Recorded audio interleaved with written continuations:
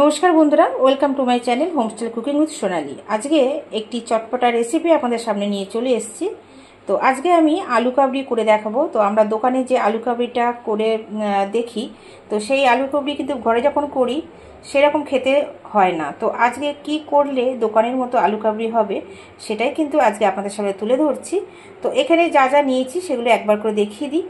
এখানে দেখুন আলু নিয়েছি, বেশ কয়েকটা আলু সেদ্ধ করে নিয়েছি আমি।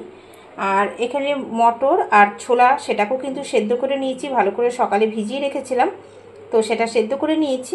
এখানে দেখুন কাঁচা লঙ্কা কুচো নিয়েছি বেশ খানিকটা, পেঁয়াজ কুচো নিয়েছি বেশ খানিকটা, আর নিয়েছি টমেটো কুচো। এছাড়া এখানে একটা বাটিতে আমি তেঁতুল পাল্পটাকে গুলে রেখে দিয়েছি পরিমাণ মতো। আর যে সিক্রেট মশলাটা দিলে আলু কাবলির স্বাদটা অসাধারণ খেতে লাগে সেটা আপনাদেরকে দেখিয়ে দিই। এখানে দেখুন, এখানে একটা প্যানের মধ্যে আমি এখানে 1.5 চামচ মতো ধনে নিয়েছি, গোটা ধনে। 1.5 চামচ নিয়েছি মৌরি, গোটা মৌরি, 2টো শুকনো লঙ্কা, আর 1 চামচ নিয়েছি গোটা জিরে। তো এইটাকে ভেজে নেব, ভালো করে ভেজে নিয়ে মশলাটাকে কিন্তু আগে তৈরি করে নেব। এই মশলাটা দিলেই কিন্তু আলু কাবলির স্বাদ একদম দোকানের মতো হয়ে যাবে। তো ভালো করে ভেজে নেব। আর যদি আপনাদের কাছে জোয়ান থাকে, এখানে অল্প পরিমাণ জোয়ানও আপনি দিতে পারবেন। তো এই মুহূর্তে আমার কাছে জোয়ান না থাকায় আমি সেটা ব্যবহার করছি না।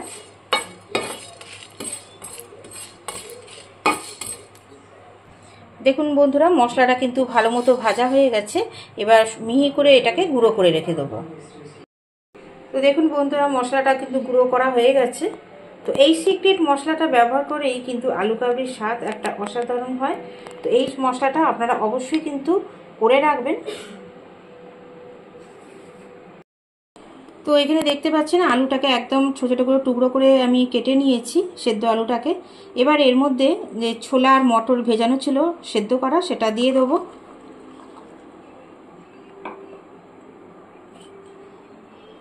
এবার দেব কুচানো পেঁয়াজ,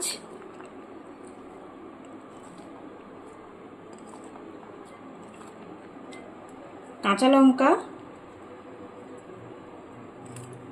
টমেটো কুচো,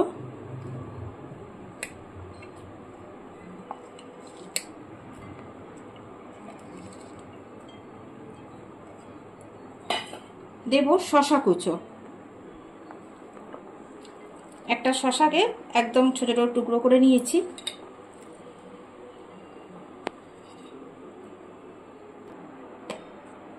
এবার পরিমাণ মতো বিট লবণ দিয়ে দেবো।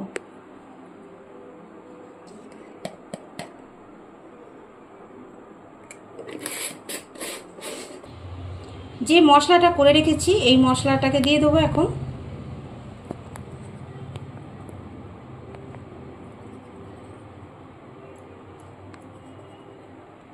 অনেকটাই আলু কাবলি যেহেতু করছি, মশলাটা কিন্তু একটু বেশ খানিকটা দিলাম। এবার দেখুন তেঁতুলের পাল্পটা যেটা করে রেখেছি সেটাকে দিয়ে দেবো।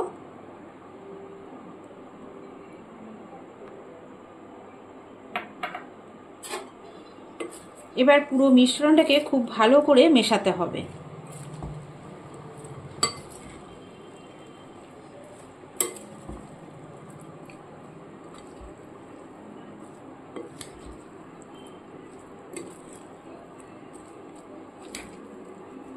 আপনারা এই মশলাটা কিন্তু অবশ্যই তৈরি করবেন যখন আলু কাবলি বাড়িতে তৈরি করে খাবেন, কারণ এই মশলাটাই কিন্তু একমাত্র সিক্রেট যেটা দোকানের মতো খেতে লাগে আলু কাবলিটা।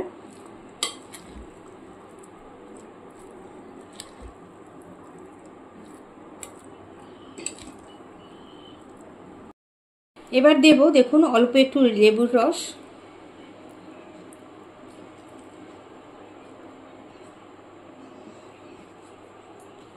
সব শেষে দিচ্ছি ঝুরি ভাজা।